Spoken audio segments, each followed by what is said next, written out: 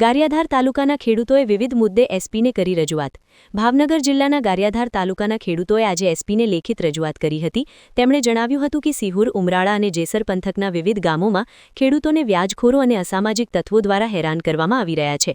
ખાસ કરીને 5 ગામમાં ખેડૂતની 29 વીઘા જમીન પર ગેરકાયદેસર કબજો જમાવવાના અને ખેતીના પાકને નુકસાન પહોંચાડવાના પ્રયાસો થઈ રહ્યા છે, જ્યારે સ્થાનિક પોલીસ તંત્ર દ્વારા આવા તત્વોને છાવરવામાં આવે છે, જેથી એસપી દ્વારા આ બાબતે કડક કાર્યવાહી કરવામાં આવે અને ખેડૂતોને ન્યાય મળે તેવી માંગણી કરવામાં આવી છે। મારું નામ જયેશભાઈ દામજીભાઈ જસાણી છે। હું મોટા સુરકા ગામમાં અમારા બાપ દાદાની આવેલી જમીન કસોટિયા ગામ ટીમ્બા ગણાય, એમાં સર્વે નંબર 10 પૈકી 5 અને 6 માં અમારું 7.5 વીઘાનું ખેતર છે। અમારા ખેતરની બાજુમાં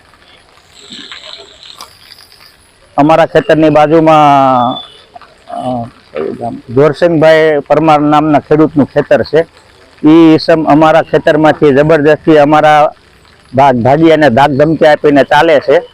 તો એ બાબતમાં મેં એને ફોન કરેલો કે તમે અમારા ખેતરમાંથી નહીં ચાલતા। તો એને મને પહેલી વાર જ્યારે મેં ફોન કર્યો ને ત્યારે એવું કીધું કે વાંધો નહીં, હવે હું તમારા ખેતરમાં નહીં ચાલું। પાછો અઠવાડિયા પછી મારા ભાગ્યાનો ફોન આવ્યો કે હજી ધાક ધમકી આપીને પાછો ચાલવા માંડ્યો છે। એટલે મેં પાછો બીજી વાર એને ફોન કર્યો તો એને મને ફોનમાં એવી ધમકી આપી કે હું પી ગયેલો છું, તારે થાય તે તોડી લેજે અને હું તો અહીંયાથી હાલવાનો જ છું એમ।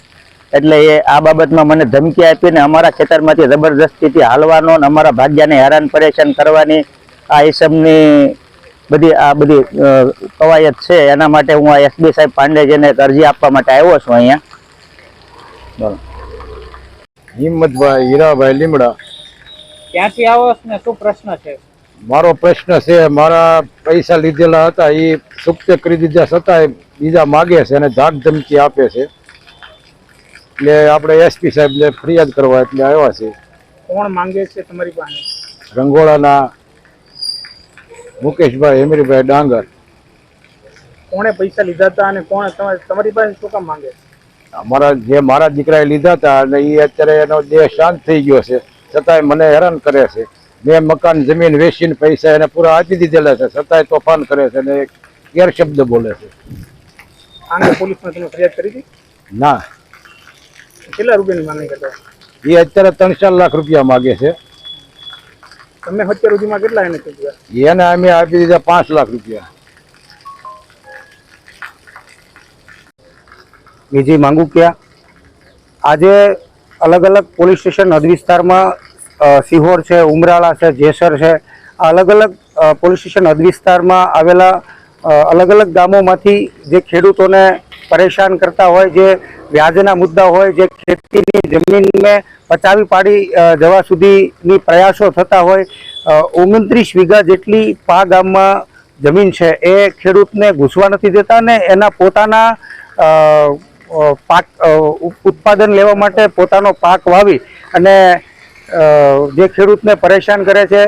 કોઈ ગામની અંદર ખેડૂતને ગેરકાયદેસર રીતે રસ્તો હલાન અહીંયા મારું રહેશે, તમે પાક વાવવો હોય તો વાવો, ન વાવવો હોય તો તમે છૂટા, પરંતુ અહીંયા રસ્તો મારો નહીં હોવા છતાં અહીંયાથી ચાલવાનો, આવા અલગ અલગ વિષયો ઉપર એસપી સાહેબને રજૂઆતો કરી છે। ને આ જે ઈસમો છે, જે ખેડૂતોને બહાદુરી દેખાડતા બબૂચકો છે, એ બબૂચકોને ટાટિયાતોડ સર્વિસ કરીને વ્યવસ્થિત રીતે એમના ઉપર કડક કાર્યવાહી કરી અને ખેડૂતોને પરેશાન કરતા જે બબૂચકો છે એને એમની જગ્યાએ ઠેકાણે પાડવા માટેની રજૂઆતો કરી છે।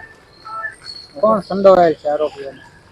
અલગ અલગ સમાજના લોકો છે જે પોતે માથાભારે હોય અને ગામમાં એમના વિરુદ્ધ કોઈ ફરિયાદ ન કરતું હોય, ફરિયાદ કરવા જાય તો પણ ત્યાં સ્થાનિક પોલીસ સ્ટેશનથી એમને મદદ મળતી હોય। આવા ઈસમો, આવા બબૂચકોને ઠેકાણે પાડવા માટે સાહેબશ્રીને કડક રીતે ખાસ શું છે નામ આરોપીઓના નામ શું છે?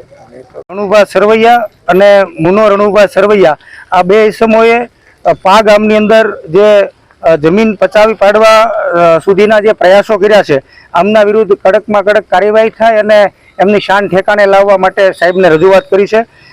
સિહોર તાલુકા સિહોર પોલીસ સ્ટેશનમાં સુરકા ગામની જમીન છે, જેમાં જોરસંગભાઈ કરીને ઈસમ છે, એમને અગાઉ પણ એક 15 વીઘા જમીન ખેડૂતની પચાવી પાડી છે ને સસ્તા ભાવે બીજાને વેચાવી પણ દીધી છે।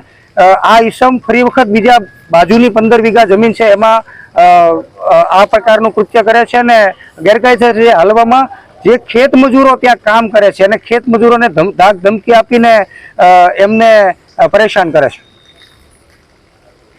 ફિરોઝ મલિક, ભાવનગર.